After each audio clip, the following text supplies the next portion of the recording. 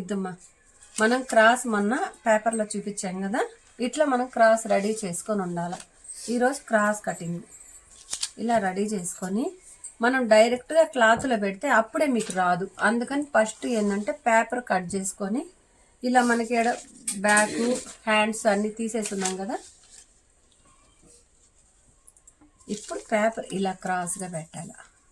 ఇలా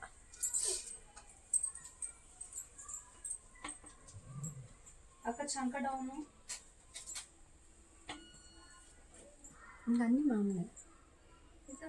నువ్వు ఎంత 2 ముక్కలు ఉంది అక్క చంక పెట్టేసి ఇద్దమ్మా. ఫ్రంట్ భాగం ఈ విధంగా ఫ్రంట్ భాగాన్ని పెట్టేసుకోవాలి క్రాస్గా. మనం ఇలా పెడితే స్ట్రైట్ కటింగ్ అవుతుంది, స్ట్రైట్గా పెట్టాం కాబట్టి. మనం ఇలా క్రాస్ పెట్టామంటే క్రాస్ కటింగ్ అవుతుంది. ఇట్లా పెట్టేసి అది ఎట్లా ఉందో అదే సేమ్ అచ్చులా కట్ చేసేసేయాలి. మీకు కదలద్ది అనుకుంటే నీడిల్ తీసుకో శిరీష, నీడిల్ తీసుకో. శిరీష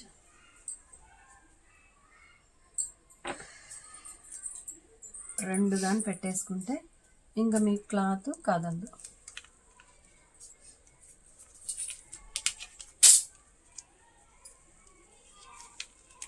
ఇలా ఇంకెక్కడికి కదలదు.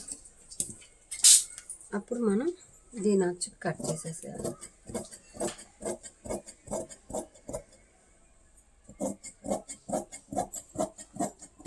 ఎవరికైనా పెట్టే విధానం రాకపోయినా అన్నిటికీ ఇలాగే. మీకు ఒక 10 క్లాసులు అయిన తర్వాత డైరెక్ట్గా ఎలా పెట్టాలో కూడా నేను చూపించేస్తాను. మాకు పేపర్ కట్ చేసి ఇన్ని చెయ్యాలి కదక్క మేమని అలా కూడా కొత్తలో చూపించాను. కానీ చాలామంది జాకెట్లు చెడగొట్టుకున్నారు, అందుకోసం నేను అలా చూపించట్లేదు. మనకి ఏది అవసరమో అది మాత్రమే కట్ చేసుకోవాలి.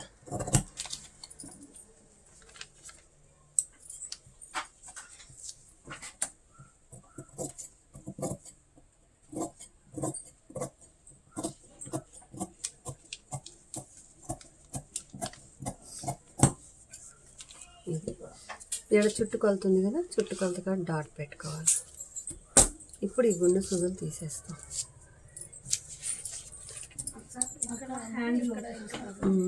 ఈడ సంక కాడ మధ్యకి డాట్ పెట్టేసేయాలి. వస్తున్నాము. ఈడొచ్చి మనం షేప్ కొలత కొలిచాం కదా, ఆడ డాట్ పెట్టాలి. ఈడొచ్చి షేప్ది డాట్ పెట్టాలి. ఇలా అన్నిటికీ ఇలా డాట్ పెట్టుకోవాలి.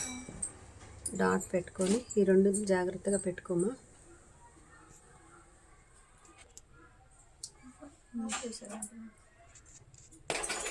ఇప్పుడు వెనక పాటు తీసుకున్నాం. ఏది వెనక పాటు? ఇప్పుడు ఇది వెనక పాటు. ఇక్కడ వెనక పాటు కూడా లైట్గా ఉన్నట్టు లేనట్టు ఇక్కడ కొంచెమేమో 6 ఇంచు లోపల ఊరికే గీసామంటే వేసాం. అట్లా నెక్ సైడ్ ఇలా లైట్గా ఇట్లా క్రాస్ చేసేసి ఊరికి చేసామంటే చేసాం. ఇది వెనక పాటు.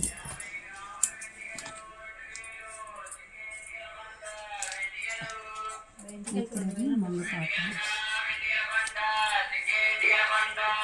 ఇప్పుడు మనకి మినిమం 2 ఇంచులు తేడా రావాలి.